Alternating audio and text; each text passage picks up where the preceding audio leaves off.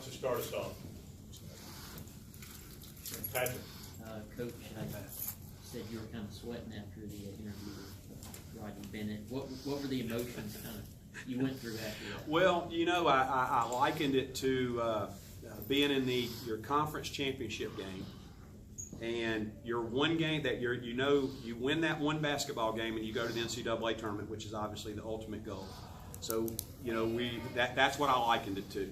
I was all the way to the championship game. The goal was just on the other side of that game, but you still had the toughest game you've had to play all year to go through to get it, and that's the way I likened it. That's the easiest analogy I can make. Do you remember what you said or what your reaction was when you got that phone call? Well, the first thing that I did was I didn't want to answer the call. I knew who it was, and I knew that it was going to be yes or no, and so I stared at it for a couple of rings, and this is the truth, Jeremy. I stared at it and I said, I'm going to have to answer it. So I went ahead and answered it, and and just with literally bated breath did I until I found out when Jeremy was on the other line and he asked me would I be our basketball coach, and I'm not sure what I even get paid, Jeremy. I really don't. I may be working for free here because I was so excited about the opportunity that I immediately said yes, and I am. I'm excited about being here. Jay, a lot of people have been waiting for this, for you to come in and take over Southern Miss basketball. So congratulations. Thank you. What have you learned about college basketball that you didn't know 5 years ago? Well, certainly there's I don't know as much about college basketball as it is Division I. Division I, all day long, you spend your entire day making a bunch of small decisions that are going to make an impact on whether your group or team or player is going to be successful. And the amount of time, just this is a great example right here as compared to, say, the junior college level.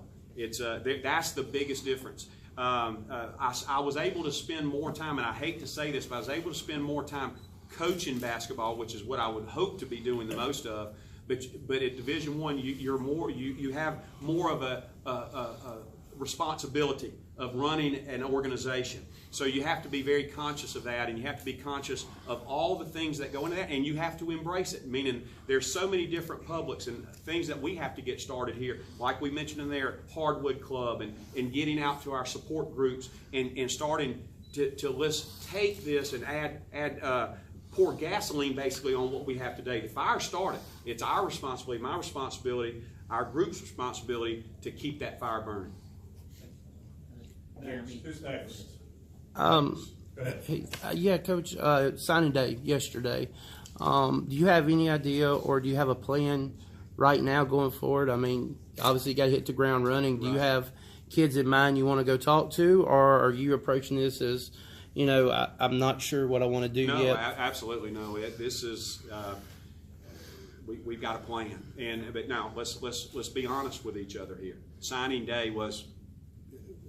day today's Wednesday. I've lost sight of day. Yeah. Signed it yesterday.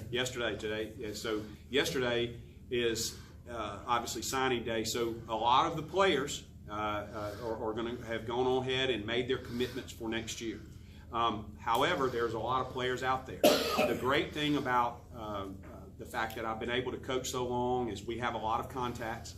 Our coaching staff that we're going to be bringing on board has a lot of contacts, and we didn't just wait till today in the plan of having a group. The first thing, though, however, we have to do is we have to have. You have to understand. 2 days ago, I'm coaching my team at Southeastern Louisiana. I was working. We were preparing our team for next year.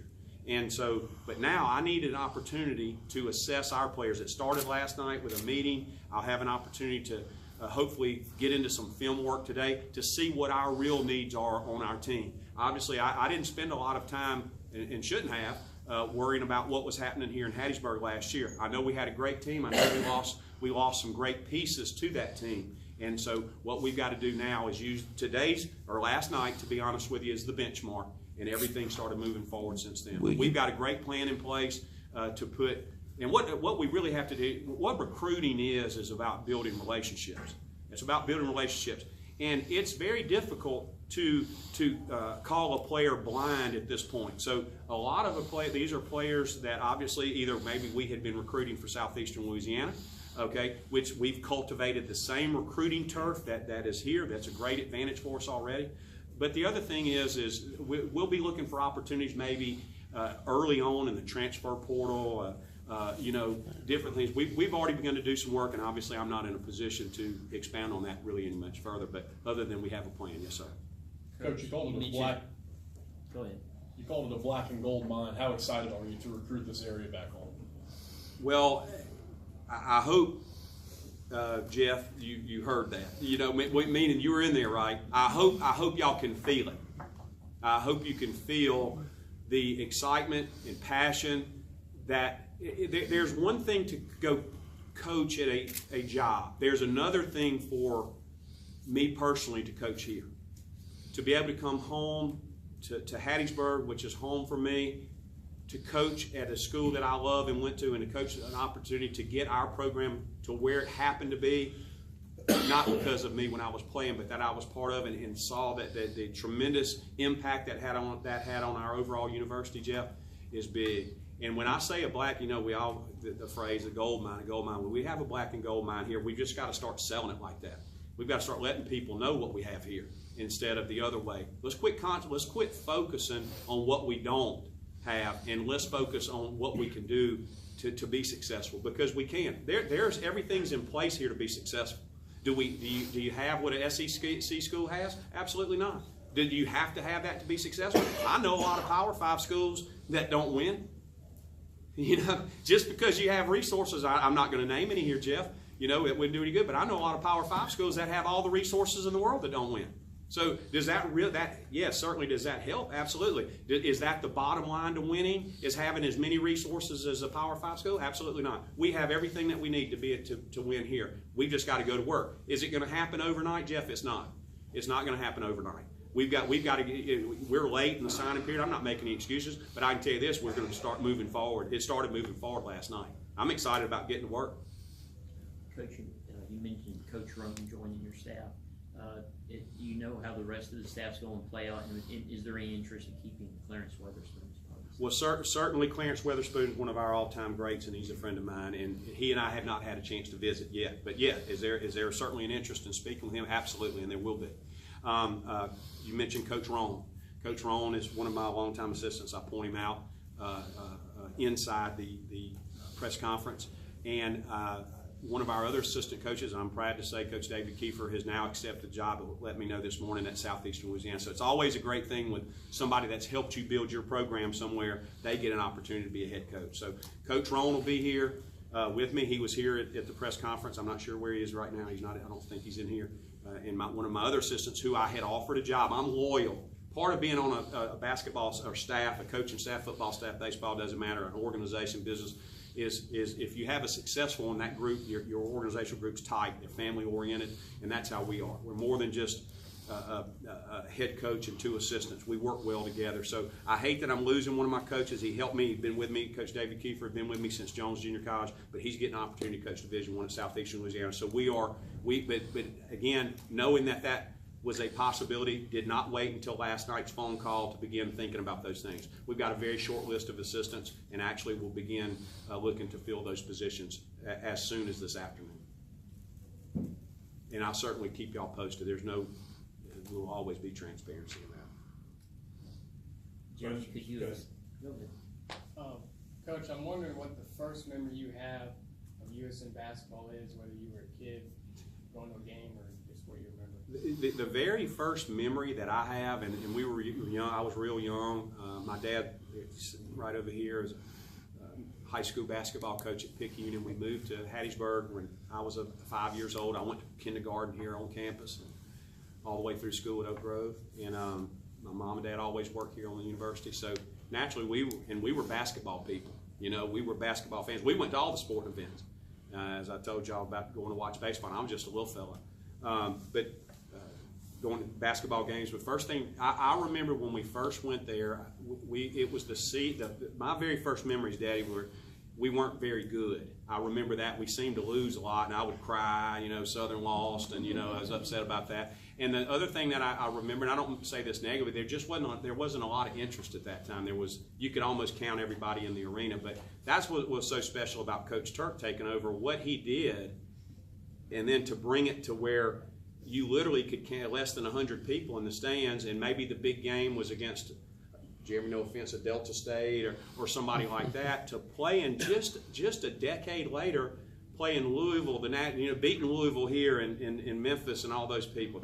That's really, it's more of instead of an individual memory, it's more of a memory of the great growth that I saw during that time here, that we're going to strive to get back. Coach, I believe you called this your dream job. Care to elaborate on that?